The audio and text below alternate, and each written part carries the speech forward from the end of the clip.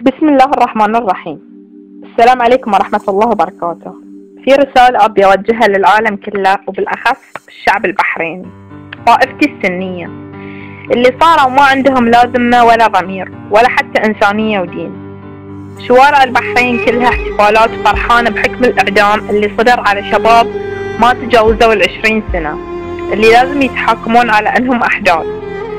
الحين في تلفزيون البحرين المحامي غازي قال احنا نطبق شريعة رب العالمين في القصاص لأن هذين المراهقين دعموا شرطي، وهي حادثة وهمية أصلا. وين كانت الحكومة من هذا القصاص والحكم الشرعي يوم البنغالي قتل المواطن البحريني في سوق واقف في الجراجات قبل كم سنة بالمنشار الكهربائي؟ وين هي الحكومة من تطبيق هذا القصاص على البريطاني اللي كان في سيارة سعودية وسكران ودعم بنت وشاب وقتلهم على البانشي؟ حكمت عليه المحكمة ب210 دينار غرامة.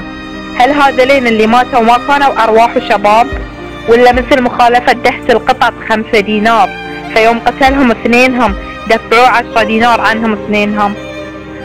وين الحكومة يوم انقتل الشاب اللي من فريج كريمي بدون أي سبب وانقتل بمسدس؟ والمشكلة ان الأسلحة ما تتواجد إلا عند العسكريين، وانا زوجي عسكري واعرف كل القوانين. وين الحكومة يوم أمل ما تلبس سيتين اللي دعمت المنظمين عند المرفأ المالي؟ بدل محاكمتها ومعاقبتها زارها الأمير خليفة بن سلمان وعطاها هدايا وفلوس. وين هي الحكومة؟ ولا الحكومة طلعت بس على الشيعة؟ أنا مواطنة بحرينية سنية وما يرضيني اللي قاعد يصير من اضطهاد للشيعة لأنهم إخواننا. وبصراحة سبب المشاكل الطائفية اللي صارت في البحرين هو تلفزيون البحرين أساسا اللي دعمته الحكومة. هالقناة هي سبب كل هالمشاكل.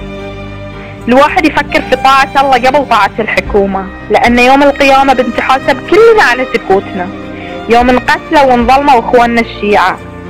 من سمع مسلم ينادي يا مسلمين فلم يجبه فليس بمسلم. أنا أنصح كل شخص قبل ما تكذبون وتقولون إحنا بخير وأمن وأمان، لأن إحنا مو في أمان، بالعكس والله طول الوقت خايفين، مو على روحنا بس، على أخواننا الشيعة مساكين. كل يوم نقرأ ونسمع في الأخبار والقنوات الأخبارية العالمية كلها عن بلاوي مناطق الشيعة في البحرين. حكموا ضميركم يا ناس. هذه رسالة مني أنا أم سلطان، أوجه رسالتي لكم: حكموا ضميركم يا ناس قبل لا يفوت الفوت، لأن اللي يفوت الفوت ما ينفع الصوت.